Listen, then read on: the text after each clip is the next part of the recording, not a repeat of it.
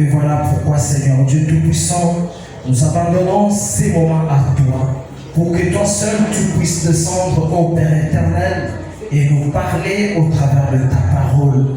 Nous avons besoin de toi. Soutiens-nous, éternel, notre Dieu, alors que nous t'abandonnons toutes choses au nom du Seigneur et Sauveur Jésus-Christ. Amen. Il ramènera plusieurs des fils d'Israël au Seigneur leur Dieu. Il marchera devant Dieu avec l'esprit et la puissance d'Élie. Pour ramener les cœurs des pères vers les enfants. Et les rebelles à la sagesse des justes. Afin de préparer au Seigneur un peuple bien disposé. Que Dieu bénisse la lecture de sa parole. Vous pouvez alors vous asseoir. Depuis le mercredi, nous parlons d'un thème d'ultime importance, intitulé Un peuple bien disposé. Et dans la portion de la parole que nous venons de lire, il s'agit de la mission qui était attachée au Jean-Baptiste de sa naissance. Laquelle mission? De préparer un peuple disposé à recevoir le Messie. Et nous avons vu que nous aussi, en ces derniers temps de la fin, nous avons reçu aussi un prophète. Et nous croyons que ces prophètes-là étaient envoyés venant de Dieu. Et il a aussi une mission. Et comme l'Éternel Dieu l'avait parlé, il lui avait dit comme mission, de même que Jean-Baptiste a été envoyé avec un message pour préparer ma première venue. Toi aussi, je t'envoie avec un message pour préparer ma seconde venue. Et là, nous nous retrouvons dans le même contexte. Et nous devons aussi être un peuple bien disposé. Et nous avons vu avec vous depuis le mercredi que le peuple qui est bien disposé, c'est vous et moi qui avons pris ce message. Et il y a toujours des cadres pour recevoir cette parole qui nous est envoyée. Et nous avons vu que les cadres par lesquels nous pouvons passer pour recevoir ce message, ça peut être une assemblée locale. Tel que nous sommes venus, vous et moi, ce soir. Et nous avons vu que le Seigneur Jésus a comparé cette assemblée locale à un champ. Et quand il l'a comparé à un champ, il nous a montré qu'il y aurait des semences. Et là, ça se trouve dans Matthieu 13. Et les deux semences, il y a du vrai, qui est la mauvaise semence. Il y a aussi le blé, qui est la bonne semence. Et pour découvrir ces deux semences, c'est la manière dont cette semence est en train de croître. Et nous avons vu que cette préparation concerne tout notre être. Et c'est là que nous avons lu dans 1 Thessaloniciens chapitre 5. Là, on nous a montré que notre être est tripartite. Il y a l'esprit, il y a l'âme, il y a le corps. Et tout être doit être maintenant prêt à l'avènement du Seigneur Jésus-Christ. C'est pourquoi nous ne devons pas négliger chaque partie de notre être. Chaque partie de notre être doit être bien disposée par rapport à cette parole qui nous est adressée. Si tel n'est pas le cas, ça ne sera pas une bonne préparation. Et nous ne serons jamais un peuple bien disposé. Est-ce que nous sommes ensemble? Et nous avons vu que, et William Branham nous a montré que l'esprit est composé à deux niveaux. Nous avons premièrement la conscience. Et nous avons aussi le subconscient. Et c'est cette conscience qui comprend notre vie. Et c'est une dimension où nous avons la vie, où nous avons l'ouïe, donc où nous avons les cinq sens. Et cette dimension-là de conscience doit aussi avoir une certaine attitude vis-à-vis des paroles de la parole de Dieu. Et le subconscient, nous avons vu avec ce que Frère Branham nous a dit, c'est là le siège de notre rêve. Et pour que le subconscient puisse être activé,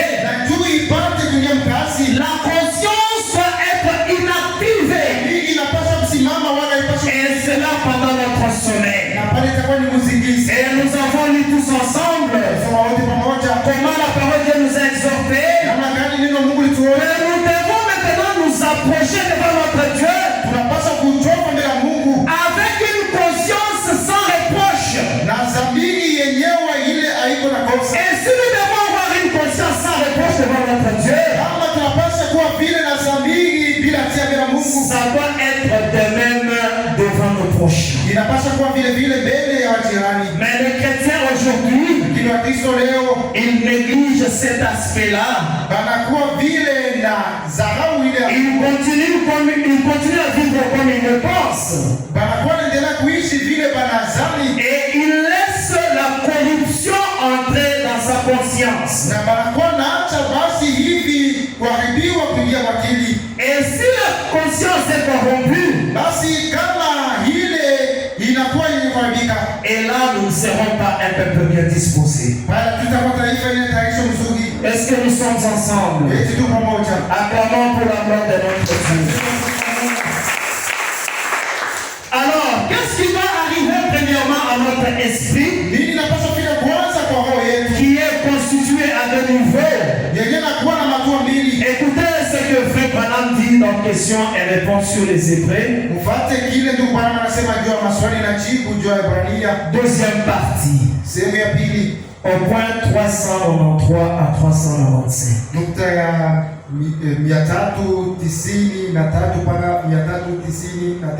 L'homme a en lui l'esprit. Il en a quand il naît. Car c'est un esprit naturel. C'est aussi un esprit mondain. C'est un esprit du Dieu de ce monde. Il est simplement un descendant d'Adam. Écoutez, un arbre se reproduit. L'herbe se reproduit. Les animaux se reproduisent. Les hommes se reproduisent. Ils sont les sous-produits de la création originelle. Les saisissez-vous? Alors, quand un homme naît, il naît ayant en lui un esprit de ce monde. Et qu'est-ce qu'il faut pour cet esprit? Parce que si une chose essentielle n'arrive pas à cet esprit-là, voilà pourquoi nous ne serons pas un peuple bien disposé. Et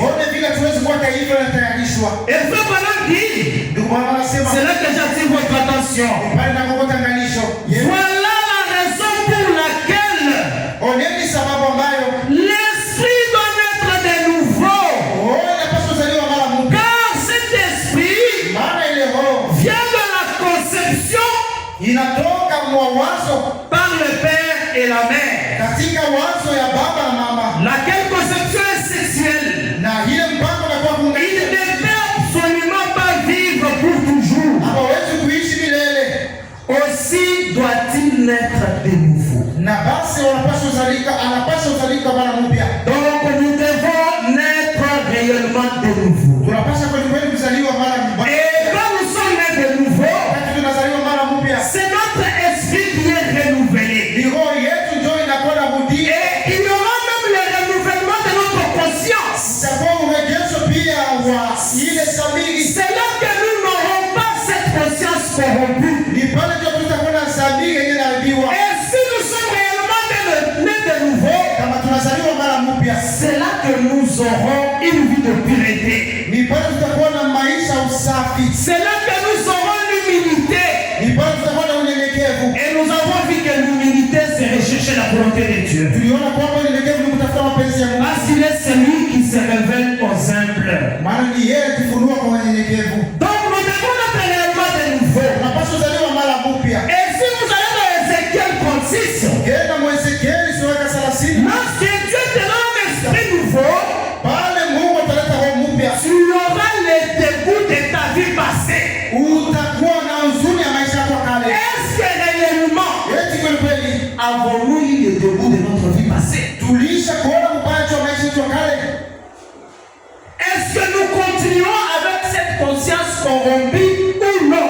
Eti tunaendelea na ile samiki yenye kuharibika wala hapana? Si ce n'est pas le cas, Kama iko vile, nous ne serons pas un peuple bien disposé. hatuwezi kuwa taifa na tayarisho mzuri. Et ce qu'il nous faudra cette fois-là, Ile inatupasa ile wakati c'est naître de nouveau. ni kuzaliwa mara mpya. Et cette étape-là Na ile hatua va concerner notre esprit. inapasa kuelekea dhamiri. Nous devons naître de nouveau. Inapasa kuelekea ona tunapaswa kuzaliwa mara mpya. Et nous approchons devant Dieu avec une conscience pure. Na tunatoka mbele ya Mungu na dhamiri yenye kuwa safi. Une conscience sans reproche. Dhamiri yenye haina hatia.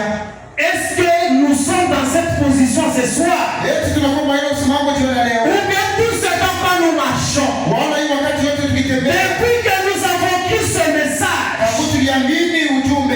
est-ce que nous sommes réellement de nouveau? Eti tunazaliwa mara mpya. Si cela n'est pas le cas, Kama iko vile, nous ne sommes pas un peuple bien disposé. hatuna taifa yenye tayarisho mzuri. Et par rapport aussi à notre être, Na kwa mambo na inaangalia wai wetu, il y a aussi l'âme. umbo unakuwa nafsi. Écoutez ce qui est dit dans Deutéronome chapitre 4 Usikie ile nasema Kumbukumbu sura yake ya 4 par rapport à notre âme. kwa yenye inaangalia nafsi. Deutéronome 4, le verset 9. Kumbukumbu sura yake ya 4 mstari wa 9.